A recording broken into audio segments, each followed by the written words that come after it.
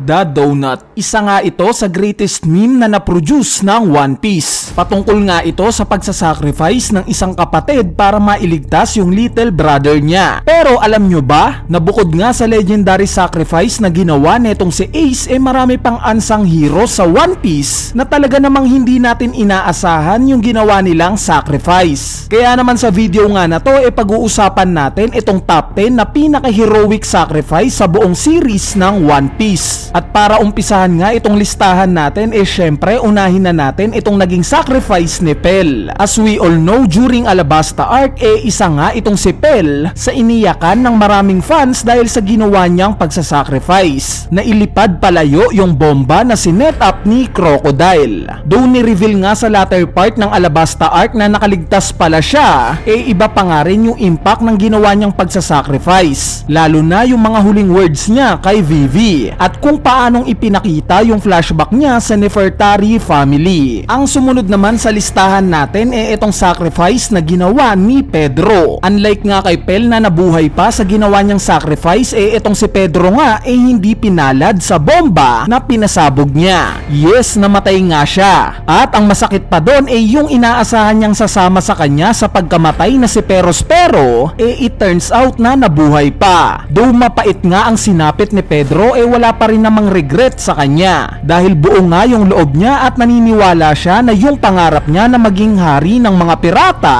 si Luffy ang tutupad. Ang sumunod naman sa listahan natin itong ginawang sacrifice ni Mocha. Sa mga hindi nakakaalam, siya nga yung isa sa mga bata na pinag-eksperimentohan sa Punk Hazard. Bali nung time nga na malaman niya yung katotohanan na itong kinakain nilang candy isang type ng drugs na nakakasama sa kanya, pati na sa mga kasamahan niyang bata wala ngang kaano-ano kinain niya ang lahat ng ito. Bakit? Dahil ayaw nga niyang makain pa to ng mga kasamahan niyang bata. At syempre ang naging resulta nga neto sa kanya na-overdose siya at muntik nang mamatay. Buti na nga lang at nagamot siya ni Chopper. So itong sacrifice nga na ginawa ni Mocha para sa mga kasamahan niya very commendable. Anyway, ang sumunod nga sa listahan natin itong pagsasacrifice ni Zeff sa paa niya para kay Sanji. Sa mga hindi nakakaalam may dalawang version nga itong pagkaputol ng paa ni Zeff. Una yung anime version na ipinakita na naipit siya sa kadena kaya pinutol niya yung paa niya. At ang ikalawang version nga yung sa manga na dahil nga sa binigay niya yung lahat ng supply ng pagkain kay Sanji pinutol at kinain niya mismo yung paa niya. So ang sumunod nga sa listahan natin itong sacrifice na ginawa ng mga nanay, which is sila Belmir at Portgas de Rouge. Si Belmir nga sinacrifice yung sarili niya para sa mga anak niya. At itong si Portgas de Rouge naman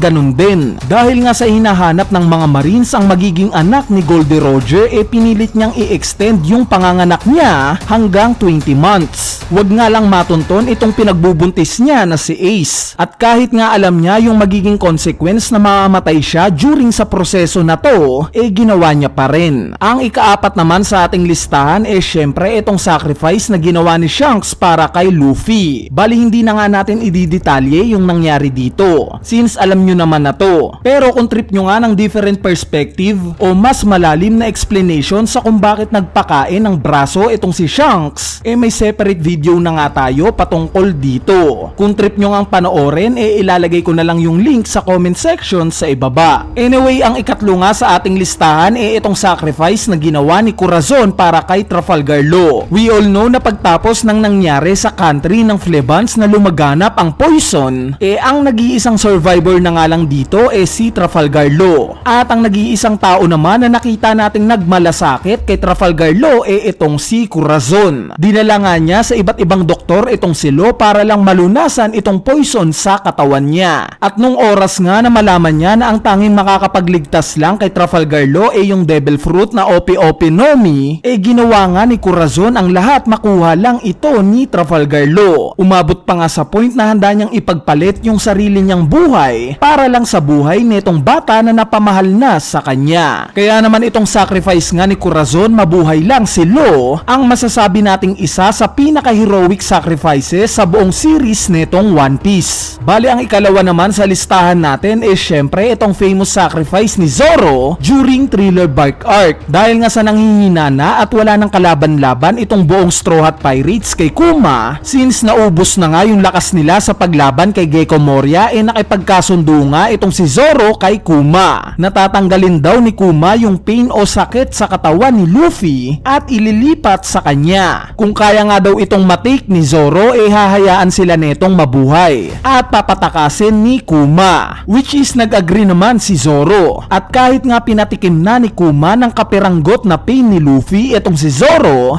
nag-proceed pa rin siya sa kasunduan na to. At ang naging resulta nga halos mawalan na ng dugo sa katawan itong si Zoro. Pero kahit ganun pa man sinekreto niya itong kasunduan na to at sinabing walang nangyari, o yung famous line niya na nothing happened. So for the record lang guys gusto nga rin ni Sanji na magpresenta kay Kuma para sa sacrifice na to. Kaso bilang first mate ni Luffy feeling ni Zoro na siya ang mas karapat-dapat para sa kasunduan na to, kaya siya na mismo ang gumawa. Anyway, ang nanguna nga sa listahan natin syempre itong Loki na pinaka-heroic character sa tingin ko sa buong series ng One Piece. At ito nga si Bonchan. Bali sa mga hindi nakakaalam, dalawang beses na ngang nagsasacrifice itong si Bonchan para kay Luffy. Una yung during Alabasta Arc, kung saan ginaya nga niya kasama na yung grupo niya itong Straw Hat Pirates. Ang dahilan nga nito para ma-divert yung atensyon ni Hina sa kanila at tuluyang makatakas itong sila Luffy. At hindi lang yan, dahil nga sa inaatake pa rin nila Hina itong Going Merry, nagpasya nga itong si Bonchan na lumaban. Lumaban nga siya na nag-lead sa pagkakakulong niya sa Impel Down. Kaya nga kung napansin nyo, nung time na mag-reunite sila ni Luffy, grabe na lang yung emosyon na binuhos ni Luffy sa kanya. At speaking of Impel Down, dito nga yung sumunod na sacrifice na ginawa niya. Pinatakas nga niya itong grupo ni Luffy na lalaban sa Marineford War. At dahil nga sa walang magbubukas ng Gates of Justice para sa kanila, nag-sacrifice nga itong si Bonchan. Nagayahin si Magellan para utusan ang mga guards na buksan ang Gates of Justice palabas sa Impel Down. At aminin natin, ito nga yung isa sa pinaka nakakaiyak na scene sa One Piece. Tama? Kaya naman itong dalawang sacrifice nga na ginawa ni Bonchan para kay Luffy, ang tingin kong karapat-dapat na manguna sa listahan natin. Anyway, ayan na nga yung listahan natin ng mga heroic sacrifices ng mga karakter sa One Piece. Teka, may naiisip pa ba kayong iba na wala sa listahan na to? Kung meron, i-comment nyo na yan sa ating comment section sa ibaba para mapag-usapan natin yan. So yun lang, peace!